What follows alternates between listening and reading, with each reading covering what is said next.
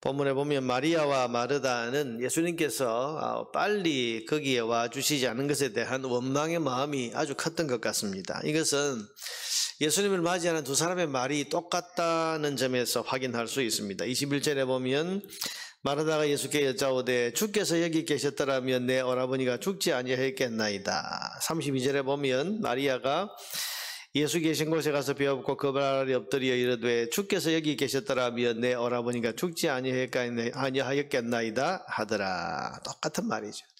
예수님을 보자마자 이 두 사람이 똑같은 말을 했다고 하는 것은 나사로의 죽음 문제에 대한 그녀들의 마음이 똑같았다, 그런 뜻입니다.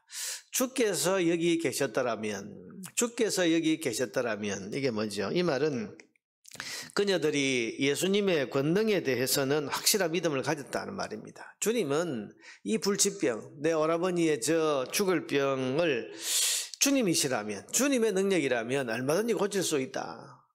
적어도 주님의 권능에 대한 믿음은 그들이 똑같이 품고 있었습니다. 그런데 문제는 그런 권능을 가지신 예수님이 왜 우리 오라버니의 문제, 우리가 당하는 이 고난의 문제에는 개입을 해주시지 않느냐고 하는 그런 것입니다. 여러분, 주님은 분명히 능력을 가지고 계신데 왜 내 문제에는, 내 삶에는 왜 개입을 안 하시느냐? 우리는 종종 믿음을 가져도 해결되지 않는 문제들이 있습니다.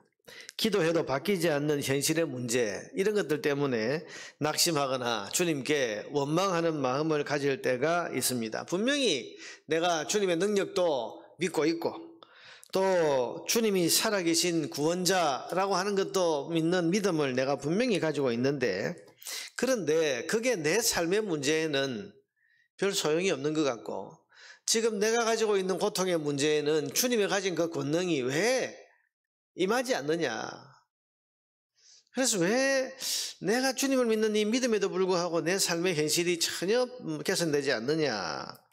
그래서 내가 가진 믿음과 내가 닥친 이 어려움을 푸는 것과는 전혀 별개의 문제라고 생각하는 그런 것 때문에 낙심하게 되는 경향이 있습니다. 지금 마리아와 마르다 자매가 바로 그런 마음을 가지고 있는 것입니다. 주님은 왜 내 문제에는, 우리 문제에는 왜 소홀하시고 우리 문제에는 왜 답이 안 되어 주십니까? 그런데 주님은 이들에게 말씀하십니다. 25절에 나는 부활이요 생명이니, 내가 부활이요 생명이다. 여러분, 이 주님의 대답이 뭡니까? 왜 우리 문제, 우리 오라비가 지금 죽을 병에 걸려서 있다가 주님을 그렇게 간절히 찾았는데 왜 주님께서 우리 이 오라비의 병든 이 문제에 대해서는 답이 안 돼 주십니까? 그래서 왜 이런 결과가 나왔습니까? 라고 말하는 것에 대해서 주님이 하시는 말씀이 뭡니까? 내가 부활이요 생명이다. 나는 부활이요 생명이다. 부활이요 생명이다. 여러분, 부활이라 이 말은 지금 나사로가 당한 이 죽음의 문제를 가장 확실하게 풀어주는 해답이 바로 부활 아닙니까? 여러분, 죽은 자에게 부활보다 더 좋은 해답이 어디에 있습니까? 그러니까 지금 이 마리아와 마르다는 병에 대한 해답은 주님이 가지고 있다고 생각했지만 죽음에 대한 해답은 주님이 가지고 있지 않다고 생각하는, 그러니 지금 원망하는 겁니다. 왜 그때 안 오셨습니까? 근데 주님은 무슨 말이냐? 내가 부활이요, 내가 부활이다. 이 말은 병에 대한 해답일 뿐 아니라 나는 이 죽음 문제에 있어서도 내가 해답이다. 그걸 지금 말씀하시는 거죠. 부활이요 생명이라고 했는데, 생명, 여러분, 죽은 자들에게 가장 절실한 필요가 뭡니까? 생명이죠. 죽은 자에게 가장 필요한 게 생명입니다. 그런데 그걸 주님께서 내가 생명이다. 자, 여러분, 주님은 답을 말씀하시는 거예요. 지금 마리아와 마르다는 적어도 이 문제에 있어서, 죽은 문제에 있어서 주님은 답이 아니다라고 생각했는데 주님께서는 죽은 문제에 있어서도 내가 답이다고 지금 말씀하시는 거죠. 나는 부활이요 생명이다. 죽은 자에게 부활보다 더 확실한 해답이 어디 있으며 죽은 자들에게 생명보다 더 절실한 필요가 어디에 있겠습니까? 이 절실한 필요와 해답, 부활과 생명, 나사로의 죽음 앞에서 가장 필요한 이 부활과 생명, 이것을 누가 가지고 계신다고요? 바로 예수님. 그리고 예수님 자신이 지금 죽은 지 나흘 된 나사로에게 가장 절실하게 필요한 부활이요 생명이시다, 이렇게 선포하고 계시는 것입니다. 여러분, 이것은 주님께서 답을 가지고 계시다, 그런 뜻이죠. 마리아와 마르다는 주님, 우리 문제에 왜 이렇게 관심이 없으십니까? 라고 그렇게 원망했지만 주님은 왜 실망하느냐, 왜 그런 원망의 마음으로 나를 바라보느냐, 내가 지금 너희 문제에 대한 답을 가지고 있다. 너희들에 대해서 마음이 없고 관심이 없는 게 아니라 분명히 지금 너가 처한 이 문제에 대한 답을 내가 가지고 있다. 내가 부활이요 생명이다. 내가 바로 너희 문제에 대한 해답이다, 이렇게 지금 말씀하시는 것입니다. 여러분, 예수님은 죽음 문제에 대한 답이십니다. 예수 그리스도 안에 우리가 가지고 있는 죽음 문제에 대한 완벽한 답이 있습니다. 그러므로 죽음의 문제 앞에 놓여 있는 모든 사람은 반드시 예수 그리스도를 믿음으로 영접하고 소유해야 죽음 문제의 가장 확실한 해답인 부활과 생명을 얻게 됩니다. 또한 예수님은 우리 삶의 모든 고난과 문제에 대한 답이 되십니다. 우리가 너무 빨리 원망하고 너무 쉽게 낙심해서 그렇지, 예수님은 우리 삶의 모든 문제에 대한 해답을 가지고 계시고 친히 예수님이 그 답이 되십니다. 우리가 오늘 이것을 이 아침에 믿어야 하는 것입니다. 여러분, 주님은 답이시다, 모든 문제.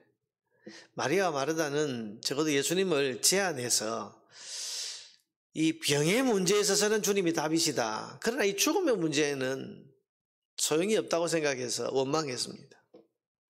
근데 주님께서는 무슨 말이냐, 병에 있어서도 내가 답이지만 죽음에 있어서도 내가 답이다, 그 답을 가지고 지금 오신 겁니다. 그러니 여러분, 이건 때의 문제입니다. 17절을 보세요. 예수께서 와서 보시니 나사로가 무덤에 있은지 이미 나흘이라. 이 나흘이라는 시간은 사람이 생각할 때에는 더 이상 답이 없는 불가능의 시간입니다. 그러나 부활이요 생명이신 예수님 앞에서는 이 나흘이라는 시간은 아무 문제가 될 게 없는 그런 가능의 시간입니다. 그러니 우리 주님 앞에서는 너무 늦은 시간도 없고 너무 이른 시간도 없습니다. 단지 주님이 원하시는 시간만 있을 뿐입니다. 그러니까 여러분, 주님이 내 삶의 문제는 왜 관심이 없으시냐, 권능을 가지신 주님이 왜 내 삶에 대해서는 그렇게 소원하시냐, 여러분 이렇게 생각하는 것이 아니라 주님이 원하시는 때가 되면 주님은 모든 문제에 대한 답이 되어 주신다, 이걸 오늘 성경은 우리에게 가르쳐 주고 있는 것입니다. 여러분, 예수님은 항상 우리 모든 문제에 대한 답이 되신다는 사실을 믿으시기 바랍니다. 또한 그 답이 주님이 정하신 때가 되면, 주님이 원하시는 그 때가 되면 반드시 나타나고 이루어진다는 사실도 믿어야 됩니다. 어떤 고난, 어떤 상황, 어떤 문제 앞에서도 성도는 이 믿음을 가져야 됩니다. 그래야 40절에 말씀하신 것처럼 하나님의 영광을 볼 수 있습니다. 내가 믿으면 하나님의 영광을 보리라. 여러분, 내가 생각한 시간과 다르다고 해서 낙심해서는 안 됩니다. 너무 늦다, 이제 소용없다, 이렇게 포기하지 말고 주님의 때에 주님이 답을 주신다는 믿음을 가지고 여전히 주님을 기대하는 마음으로 살아가야 됩니다. 주님은 오늘 나의 문제와 고난에 대한 답을 분명히 가지고 계신 우리 구주 예수 그리스도이시기 때문입니다. 오늘 이 아침에도 이런 믿음으로 주님 앞에 나아가서 기도하시길 바랍니다.